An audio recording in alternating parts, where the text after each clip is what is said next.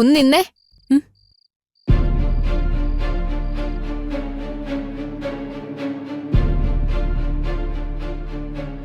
പാർട്ടിയാണെന്നും പറഞ്ഞേ ആഡംബരമായിട്ട് ഒരുങ്ങിക്കെട്ടി ഇങ്ങോട്ട് എഴുന്നള്ളൊന്നും വേണ്ട. അതിപ്പോ എങ്ങനെയാ? ഈ കോലം കെട്ടി ആഡംബരത്തിൽ വന്നാലല്ലേ ഓസിന് 5 സ്റ്റാർ ലെവലിലെ ഫുഡൊക്കെ കഴിക്കാൻ പറ്റുള്ളൂ. എന്താടി നിന്റെ നാവ് ഇറങ്ങിപ്പോയോ? നീ എന്തൊന്നും മിണ്ടാത്തേ? ഇത്തരം വില കുറഞ്ഞ സംസാരത്തിന് മറുപടി പറയേണ്ട ആവശ്യം എനിക്കില്ല. നീ പറയില്ലെന്ന് എനിക്കറിയാം. ഇന്നെന്നല്ല, ഇനി ഒരിക്കലും നീ എന്റെ മുന്നിൽ വാ തുറക്കില്ല. അതൊക്കെ സ്വയം തീരുമാനിച്ചാ മതിയോ? മതി. താനും ദൈവളും കുറെ നാളായല്ലോ നടക്കുന്നു ജോലിന്നും പറഞ്ഞ്. നിനക്കൊക്കെ കിട്ടുന്ന നക്കപ്പിച്ച പൈസ കൊണ്ട് ഇതുപോലൊരു പാർട്ടി സ്വപ്നം കാണാൻ പറ്റുമോ? ഇതെന്റെ 1 മാസത്തെ ശമ്പളം കൊണ്ട് നടത്തുന്നതാ. അത് ഇവർക്ക് തന്നെ അറിയാം. അതല്ലേ യാതൊരു നാണോ ഇല്ലാതെ നമ്മുടെ പാർട്ടിക്ക് വന്നിരിക്കുന്നത്. അഷി, നീ ചെല്ല്. വെറുതെ വഴക്കടിച്ച് ആളുകളെ കേൾപ്പിക്കണ്ട. ഞാൻ എനിക്ക് ഇഷ്ടമുള്ളതുപോലെയൊക്കെ ചെയ്യും. നീയേ എന്നെ പഠിപ്പിക്കാനൊന്നും വരണ്ട. ഇവിടെ വരുന്നവരൊക്കെ ഞാൻ വിളിച്ച ഗസ്റ്റുകളാ. എന്റെ നിലയ്ക്കും വിലയ്ക്കും യോജിച്ചവര് തന്നെ അവരെല്ലാം.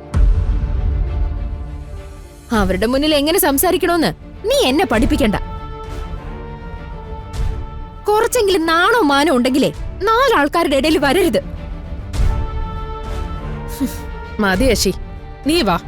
ഇവരോട് സംസാരിച്ച് നിന്നാലേ നമുക്കാ നാണക്കേട്. അതെ,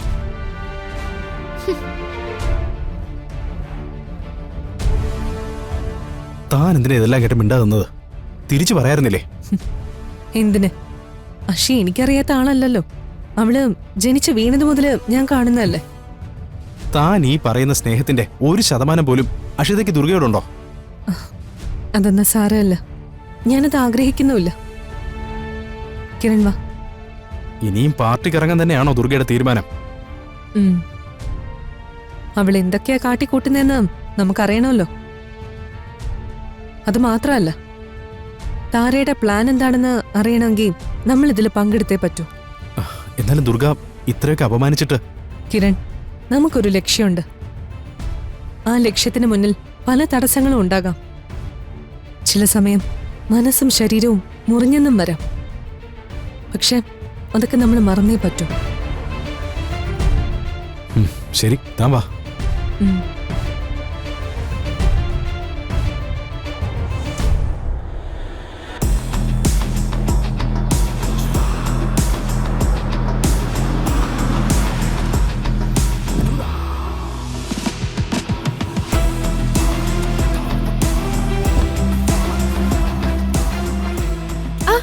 സർ വരൂ.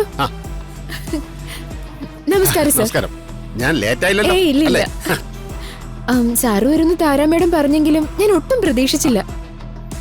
താര എന്റെ ഒരു ഫ്രണ്ടാടോ. അതിലും അടുത്ത ബന്ധമാണ് പൂർണിമയും ഇന്ദിര ടിവിയുമായി എനിക്കുള്ളത്. Hello sir. ജോർജ് സാർ വരുമെന്ന് അഷിത പറഞ്ഞേ ഇല്ല.